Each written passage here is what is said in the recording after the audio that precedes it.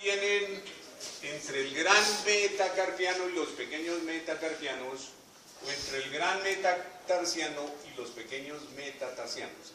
Es tejido elástico, relativamente se mueven muy poquitico porque son sin artrosis. Pasamos a otras que son las sínfisis. Las sínfisis están formadas o están unidas por medio de tejido elástico y fibroso. Ejemplo de sínfisis, la sínfisis de la mandíbula. Esta.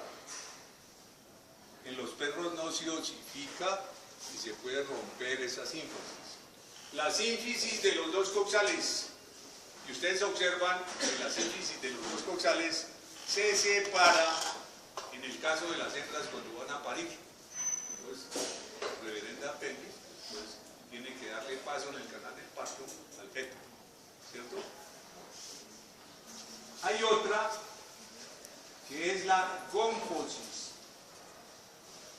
que es una articulación entre la raíz del diente y la membrana periodontal, que es de tejido fibroso. Entonces está fijando la raíz del diente, la está fijando al alvéolo. Ya vimos que alvéolos, ¿qué son? Son cavidades donde van, ¿qué? Las raíces de premolares, molares o de los incisios o de los... Y tenemos una que es la esquindelesis,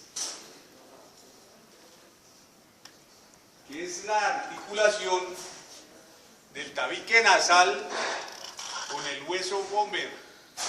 Tabique nasal con el vomer.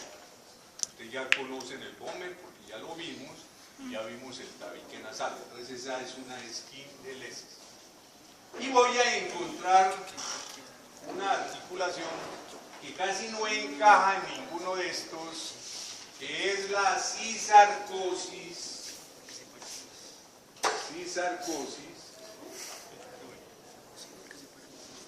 o sinsarcosis,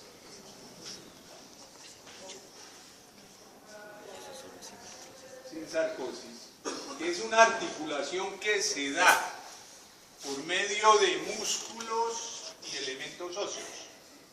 Nosotros sí tenemos pegado el omóplato al húmero, tenemos la clavícula pegada al húmero, tenemos articulaciones ahí.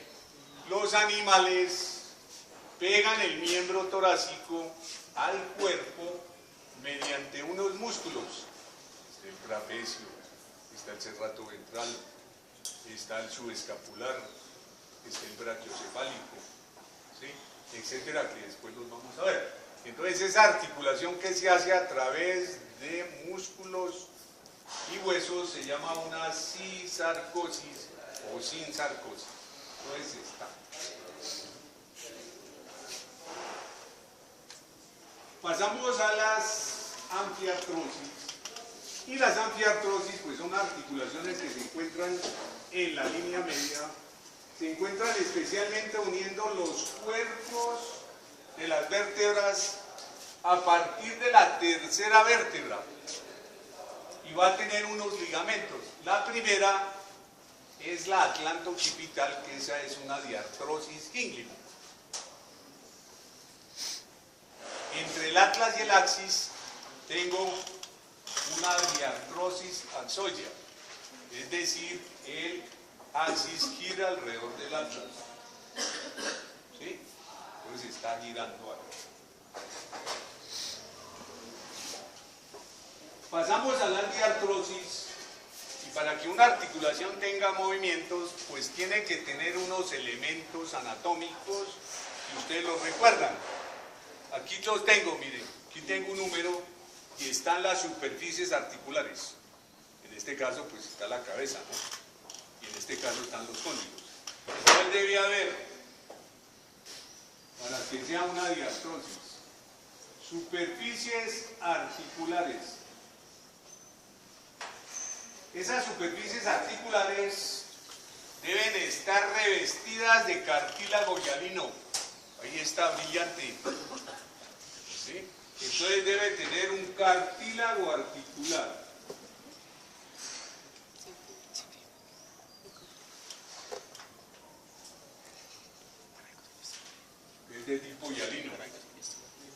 Si aquí tengo la articulación cualquiera, aquí tengo el otro hueso que se articula, entonces voy a rodear esa articulación de una cápsula. Y esa cápsula articular, pues aquí está, cápsula. Va a tener dos tipos de membrana. Una externa, ahorita les voy a mostrar ahí en las articulaciones, una externa que es de tejido fibroso, esta. Y una interna que es de tejido epitelial, que viene a corresponder a la membrana sinovial. Esta es esta que viene aquí. Esa membrana sinovial secreta un líquido como si fuera un aceite, ¿sí? Y permite que las superficies articulares resbalen y no se vaya a presentar ninguna erosión sobre la superficie articular. Entonces ahí está, fibrosa y sinovial. Ustedes observan que entre los elementos que se van a articular, pues queda una cavidad, y esta cavidad, como su nombre lo dice, va a ser la cavidad que articular. Cavidad articular. ¿Qué voy a encontrar también? Ligamentos. Los ligamentos, voy a encontrar unos que están por fuera de la articulación. Mire, ahí está. Aquí tengo la rótula y tengo la espina de la tibia. Y ustedes ven que la rótula se está pegando a la tibia mediante estos cordoncitos. Esos son los ligamentos de la rótula. Ustedes observan que son tres, uno medial, uno central y otro lateral. Habrá unos que van al fémur, entonces tomarán su nombre correspondiente. Entonces, estos ligamentos digo que son unos periarticulares. Y habrá otros que están por dentro. Si uno mira los huesos del carpo, los huesos del tarso, ve que están pegaditos. Y están pegaditos por ligamentos que son ligamentos intraarticulares. Intraarticulares.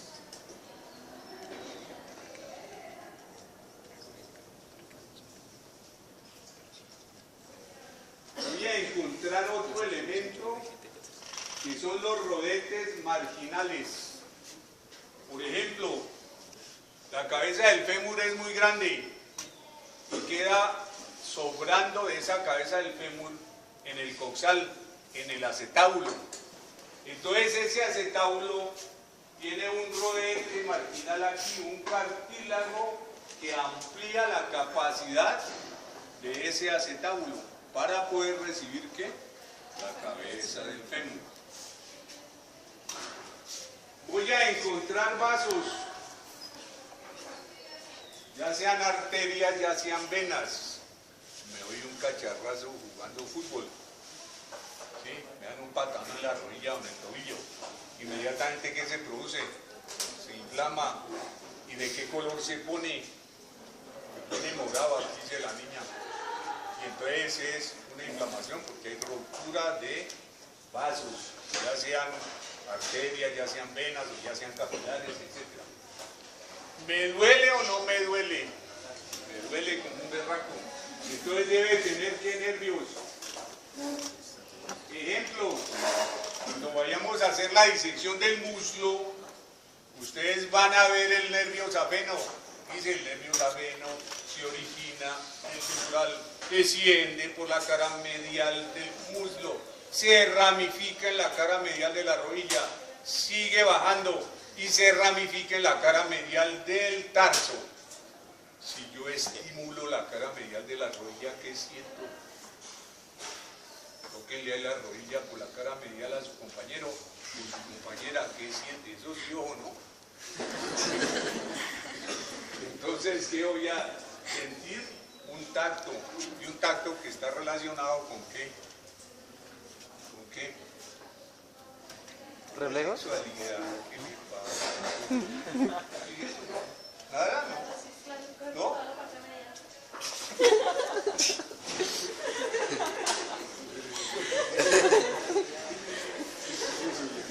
Entonces aquí tengo los elementos que forman la diartrosis, y para que sea diartrosis pues tengo que tener los tres primeros: superficies articulares, cartílagos articulares, y debo tener también la membrana. Y las membranas, perdón, la cápsula, pues ya saben cómo es. Ustedes van a observar aquí ya que hay diartrosis que son simples. Por ejemplo, la diartrosis entre la escápula y el húmero. Anatómicamente, ¿cómo se llama esa articulación entre la escápula y el húmero? Pues escapulohumeral. Cuando en los exámenes se le pregunte el nombre anatómico de la articulación señalada, escapulohumeral. Si le digo nombre vulgar de la articulación, el hombro, ¿ya? Cuando vean exterior, les dije, yo ya les dije que el miembro torácico se dividía en espalda, brazo, antebrazo y mano, ¿cierto? Y eso sería topográficamente como está dividido ese brazo. Pasamos ya a mirar unas articulaciones compuestas, unas diartrosis compuestas. Mire, ahí está el carpo, y allá está el tarso. Y ustedes se acuerdan que en el carpo hay dos filas de huesos, una proximal y otra distal, y se articulan con el radio y con el cúbito, y se articulan con el gran metacarpiano y el pequeño metacarpiano. Luego ustedes observan que esas articulaciones son diartrosis compuestas, porque hay más de dos superficies articulares que se estén articulando. Ahí están y ahí las miran. Nosotros, para clasificar las diartrosis, vamos a tener en cuenta las superficies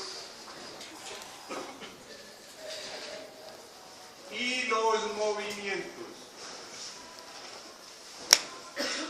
Entonces aquí tengo dos segmentos que se van a articular, ¿tá? Este que sea A, este que sea B. Esta es la articulación, ¿sí? Si yo disminuyo este ángulo de unión, entonces inmediatamente digo que esta articulación está ¿qué? Flexionada, ¿no? Si corro este hueso para adelante, está ¿qué? Extendida. Entonces ya tengo movimientos que hacen las articulaciones: flexión y extensión. Aquí tengo la articulación del codo. Ahí está. Y entonces en este momento está extendida. Quiero flexionarla. Estoy disminuyendo el ángulo de unión de las dos. Entonces está. Voy a hacer movimientos en las articulaciones de aducción. Los movimientos de aducción es acercar al plano longitudinal medio. Uno, las venitas, los muslitos, no los separo, entonces están en ¿qué? Aducción. Voy a separarlos. Entonces estoy en abducción.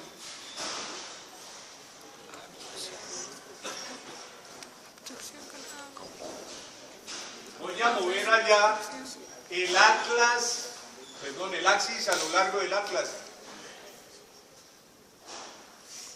¿Han visto? Pues allá está la rotación. Barato, ¿no?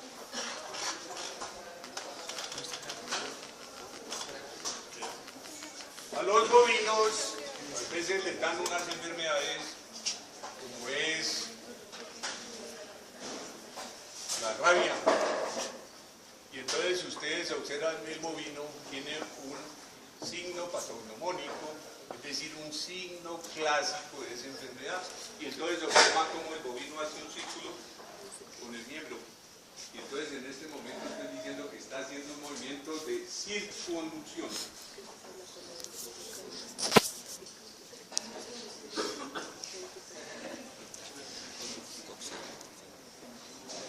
Y los animales grandes, pues es difícil hacer este movimiento, ¿no? supinación. A veces cuando los animales están echados y se voltean, entonces están de dorso supino. Me echo allí en la cama, coloco la columna vertebral sobre el colchón, entonces estoy de dorso supino, ¿sí? Entonces voy a ver un movimiento de supinación.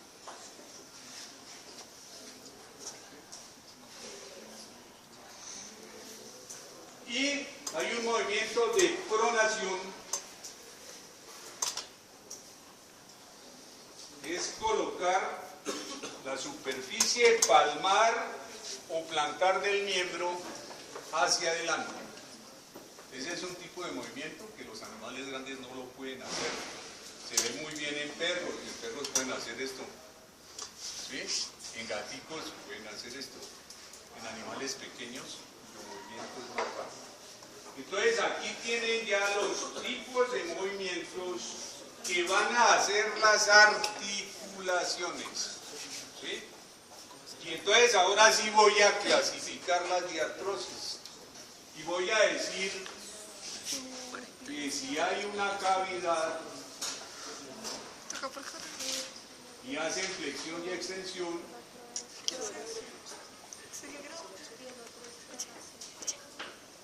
pues es una diartrosis en artrosis. Diartrosis en artrosis. A ver, miremos qué articulación hay en esas características. Y entonces, mire, tengo en esas diartrosis en artrosis unas superficies articulares, una cabeza metida en una cavidad. Y entonces ahí tengo la cabeza del húmero metida en la cavidad glenoidea de la escápula. Y tengo una diartrosis en artrosis. Sigo mirando hacia atrás a ver dónde más. Mire el acentábulo y mire la cabeza del fémur. Y entonces esa articulación, ¿cómo se llama? Coxofemoral. ¿Cómo la clasifico? Diartrosis en artrosis. Entonces ya está. Miremos a ver dos vértebras y observan cómo las dos vértebras dejan una cavidad. Y esa cavidad recibe la cabeza de la costilla. Y como recibe la cabeza de la costilla, pues tengo una cabeza y una cavidad. Luego se clasifica como una diartrosis en artrosis. Entonces tengo la articulación de costo